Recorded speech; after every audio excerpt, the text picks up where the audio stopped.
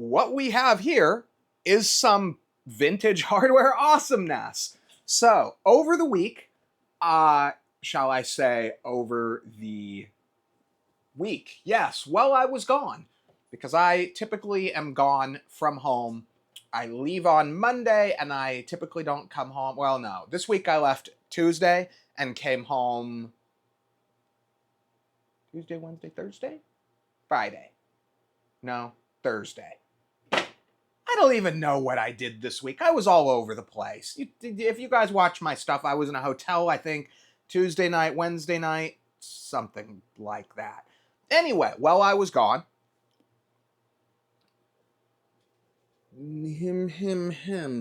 this one and this one, which I have not tested yet, so I have no idea if they work. The guy I bought them from on eBay said they were tested, but my opinion is most sellers who say they tested their stuff are lying pieces of garbage. That's not always true, but it's mostly true, especially when you're talking about older parts like these,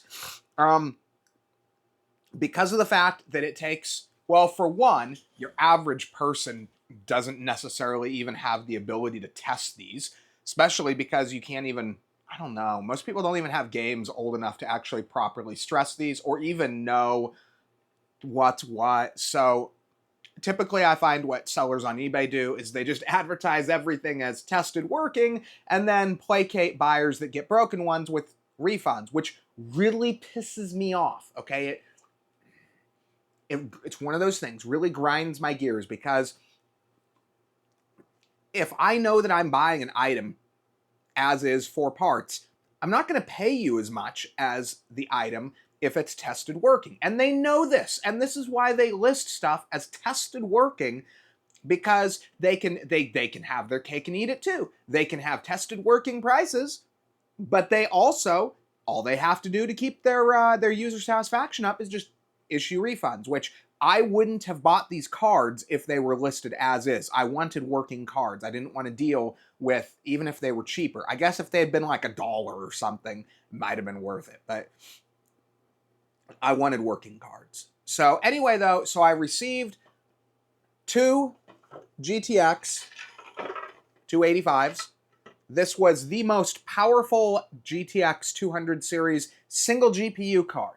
Technically, the GTX 295 is a more powerful overall package, but these are, so if you had 2 of these together, like a 295, that would be more powerful than the 295. It would be like a 295 Ultra or something. The card that they made as the 295 is actually 2 of this GPU, the 275, on one PCB. And my guess is, I could be wrong, but my guess is these 2 separate cards would also run better, because you're talking about sandwiching 2 GPUs in there, and you're going to have heat issues with that, which shouldn't be nearly as bad with 2 285s as it is with 2 cards in one, so 275s in one. So what I'm going to do is we're going to have SLI for the 285s, assuming they work, of course. And then we're going to do third card. So what they did back then is you usually had a card assigned to what they called physics. I don't know how many games actually used it. I think the main game I'm testing which is Crysis, I think it did use it. So we're going to have the 275 as the physics card, which I thought about ordering a third 285, but the returns, the performance scaling just isn't great, and you just have increasing problems the more the cards you add. So I wanted, and I also thought about doing 2 295s as well, but again, same thing. I felt like the best bet to see the absolute best, quality of life for a card of these or a setup of this generation, I figured that the best bet was probably 2 285s with maybe a third 275 as the physics. So we'll see how that works. I do have a single working 295 if I want to jack with it, and the cool thing here is that these are all matching EVGA red and black cards, so it'll have, and the 275 is actually the same size as the the 285s. So it'll actually look like a consistent set. So it'll look like I have 3 identical GPUs in there, which is going to be really cool too.